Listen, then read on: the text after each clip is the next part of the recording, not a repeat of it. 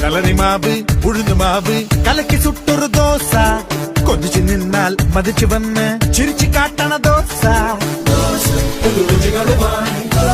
പല പലതരമാണ് ചെങ്കോട്ടക്കല്ലിലിട്ട് വെങ്കായം മീതകിട്ട് ചെറുമുല്ലപ്പായ പോലെ ഒണിയൻ ദോശ